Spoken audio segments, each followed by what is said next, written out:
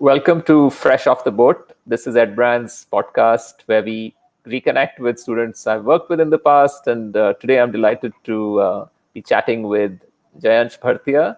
Jayansh went to modern school in Vasant Vihar in 2018 and is now at Cornell University pursuing a double degree program. One is the computer science major, and the second one is in economics.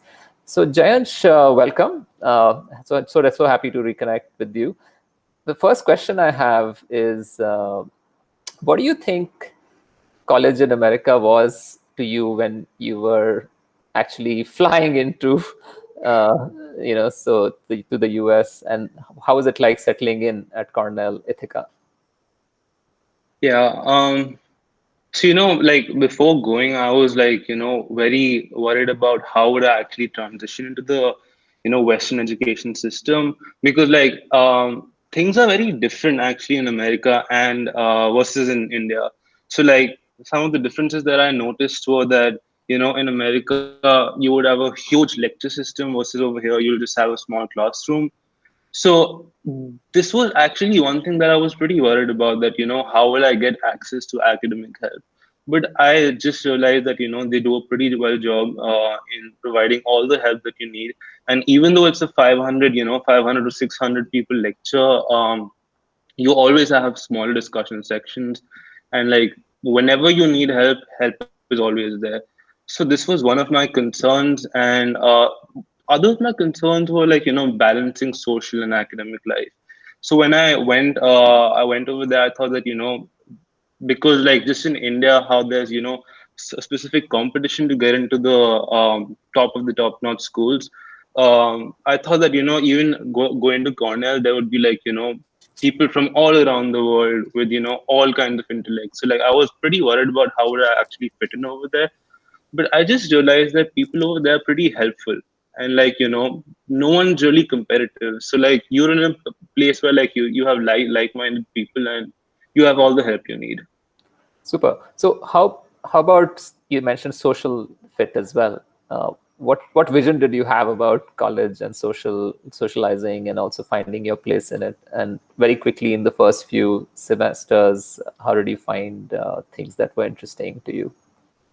Yeah, I was like definitely, worried about making friends because I mean, earlier I had friends who had spent like 12, 13 years with and like suddenly transitioning into a whole new culture. I was pretty worried about making friends. So I think one thing which really helped me out was the pre-orientation program called Prepare at Cornell.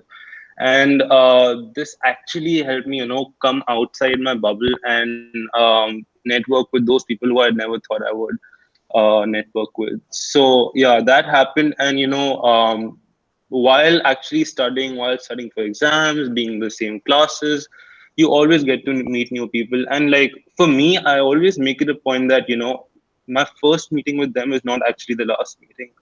So like I would call them out for lunches. We would study together, even though it's just the first meeting. I would always, make it a point to get to know them better. And one more thing which I actually realized was that at a certain point in my journey, I was involving myself too much into the academic life, and that's where I thought that I have not only gone over there for the academics, but also to have a better life.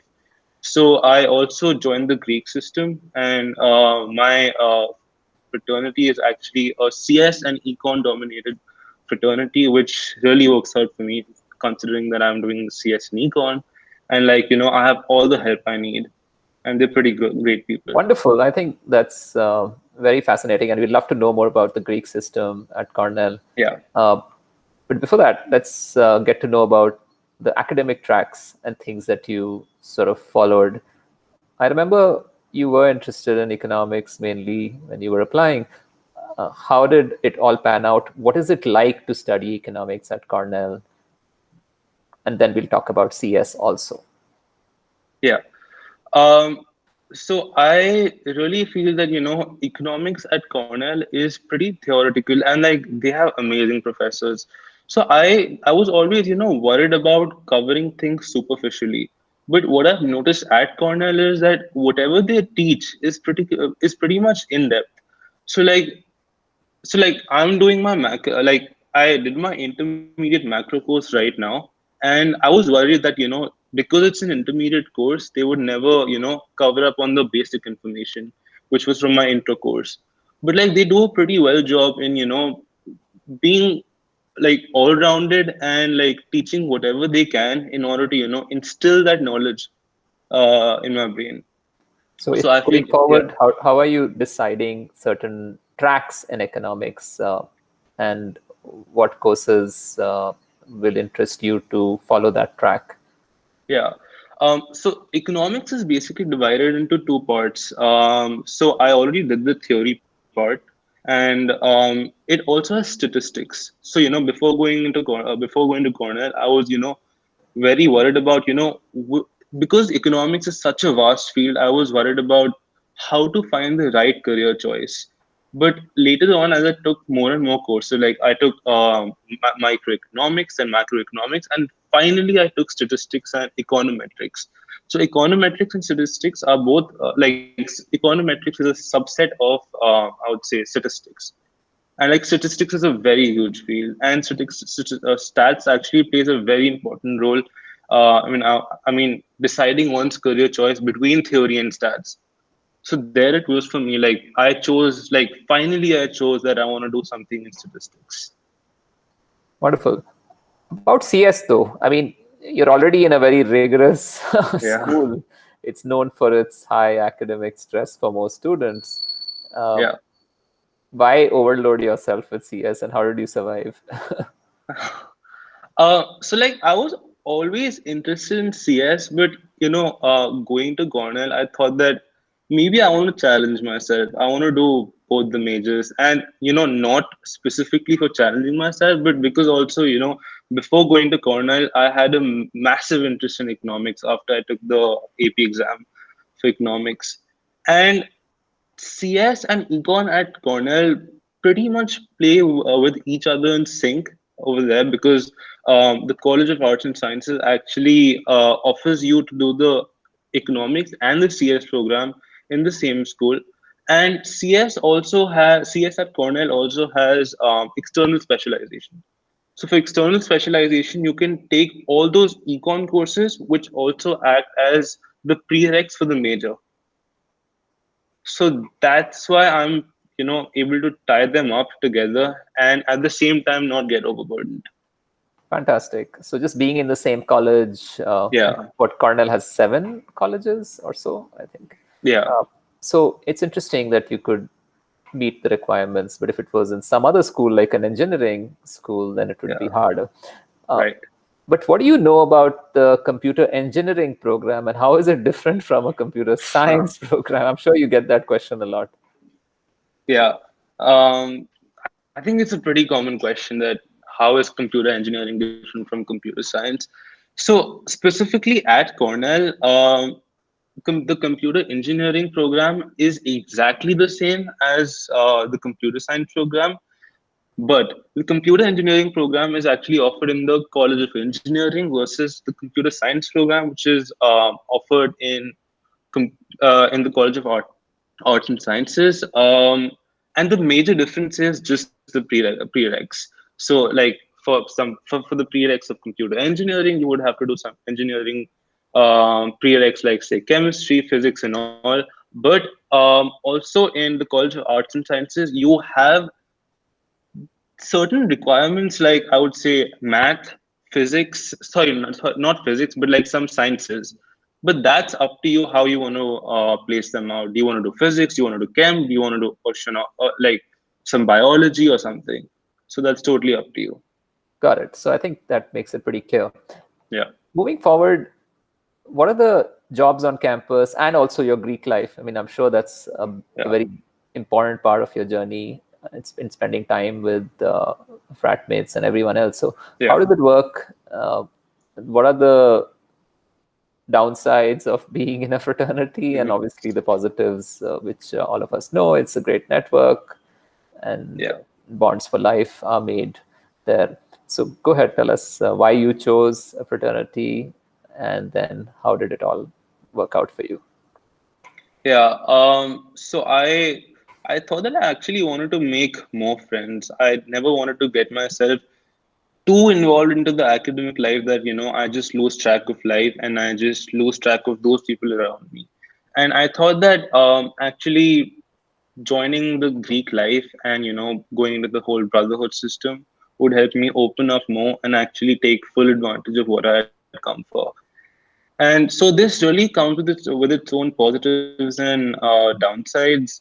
The positives being that you get to meet new people. It's second, you actually get a lot of help, lot of academic and social help, and it's also an amazing opportunity to network because many of the alumni and all are actually VPs of Microsoft and whatnot. So like you really get a head start, I would say, in the application process and For whatever, jobs? yeah, for jobs and all. And I think the downsides would definitely be that if you get yourself too much involved in the into the social life and forget the boundary where the academic and social life separate. I think that that would actually harm you because then it's just fraternities for you, and you just lose track of life then. So yeah. Interesting. So, a typical Greek life week, like, is it just Mhm. restricted to the weekend, or is it intermittent? Sometimes it's heavy and where you're required to be around, or is it's very optional and there's no pressure to participate? Oh, so there's like absolutely no pressure on you. Like the whole point about the brotherhood system is actually like getting to know other people and at the same time understanding them and where they come from. So if say supposedly I'm not able to come to a meeting, all I need to do is fill up an excuse form, and they're pretty understanding about that. And talking about the commitment, it's I just have to go for my chapters on Sundays, and that's about it. And just because I want to know other people, I always make it a point to go for dinner at the house. So we have dinners at the house every day. So that's a great way to keep in touch with people. So not much Fantastic. commitment at all. So, in terms of career direction now, where do you see yourself headed? So all this time I've actually, been trying to understand what is actually the confluence of CS and econ. And after taking this econometrics course, I've actually, I mean, I have a fair idea what I want to do. So, when I was taking all the CS courses, and I found that machine learning might be the right fit for me because it interests me a lot. Um, but after I did econometrics, I saw that I could in a way intermingle econ with CS, and that field in my opinion is quantitative analysis. So so at one end I'm pretty interested in doing machine learning, and at the other end I'm also planning to pursue a career in statistics. So I finally thought that I want to include machine learning in quantitative analysis of trading. Fantastic. So, So are you yeah, applying for that's the internships? What point. would be ideal jobs or internships that would work for a quantitative analysis sort of enthusiast? Yeah. So I would definitely say that the first step would be to apply for the position of a data analyst, because that's when you actually make your analytic skills solid. And you should definitely have a background in machine learning. And so like specifically for me, I don't just want to do the data analytics part, but I want to include CS into the data analytics. So I would, so as such, there are very few opportunities for sophomores for getting introduced to machine learning with, I would say, like algo trading, yeah, for quantitative analysis.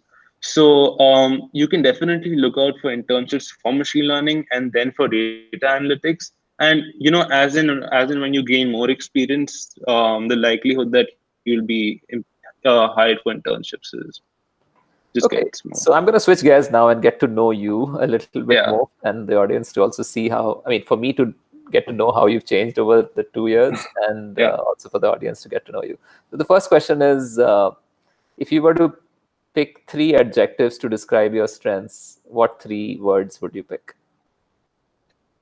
Um, I would definitely say curious because I thought about machine learning and it's, I've never stopped on from there. It's just, understanding how vast the field is so that, whenever I come across a new term, I have to go in depth. Super. And So then that's one. that's one. Then second is hardworking. I, plan to stay up all nights. I work all night in the library and all. And I don't have any regrets for that. So that's the second one. And the third one is also, I would say I'm outgoing. Like after coming to Cornell, I'm pretty outgoing. Uh, I tend to call people out for lunches. And as I mentioned earlier, that, my first meeting is always not my last meeting. So these are the three objectives. Yeah. Another question, but rapid fire again, is what are the few things about Cornell you did not know, which you wish you knew when you were applying? Yeah.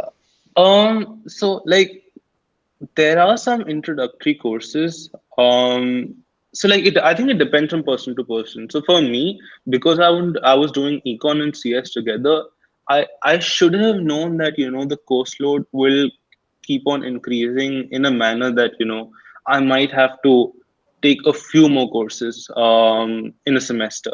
So like even though I could have taken 4 courses a semester, I have to take 5 to 6 courses a semester this time. So had I known about this, I would have actually availed my AP credits to place myself out of those courses, and maybe would have had a better head start into the CS or the econ field. Okay. Other than academics, what is it that you discovered about Cornell which was surprising you or even pleasantly surprising you in that sense? Yeah. Like I actually did not know much about the CS faculty, No, and other than other than academics. the academics, Yeah, okay. social So, life or things like that. so What was so good about it? yeah, I would definitely say dining. The food at Cornell is amazing, and they do a pretty good job. And I can also actually introduce how prepared Cornell was right now for the coronavirus situation. So, we had the whole changeover of staff, all of them were quarantined, and then we had disposable plates, cutleries, and all. And corner dining actually takes the food experience to a whole new level. So whosoever I've come into touch with, all of them love the food at Cornell. And then second, I what I also love about Cornell is that even though people think that it's a small town and it might become depressing and all, but people really tend to make the most out of how it is over here. And specifically naming the Finger Lakes, the natural beauty at Cornell, it's just mesmerizing. Super. Yeah, it definitely Yeah, transported me to Ithaca. I have visited yeah, Ithaca. yeah, It's yeah. fantastic. Correct. So, last question. If you were to give any advice to high school students who are applying to college, not necessarily just to Cornell, uh, what do you think they should be doing? So while applying, I actually thought that it's not specifically necessary to overload yourself with projects and projects just to think that the school is academic. But if you're able to build a story about yourself and those projects, I think that's pretty helpful, and that actually helped me come a long way. Like I was interested in filmmaking, and I try to intermingle it with my personality. So that how do my personality and my interest match together. So So I really where did thought that that. interest go now? Did you pursue any film courses? So I actually joined a, fi- a filmmaking fraternity. So that was a professional fraternity in my first semester.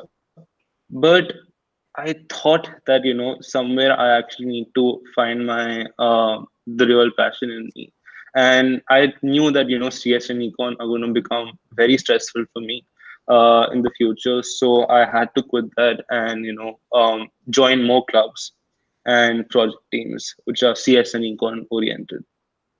Sure, sure, sure. So, Yeah, a fantastic conversation as always, Jayansh. Looking yeah. forward to inviting you to our webinars and panels, which we'll be hosting shortly. So, all the best and look forward to reconnecting soon. Thank you so much.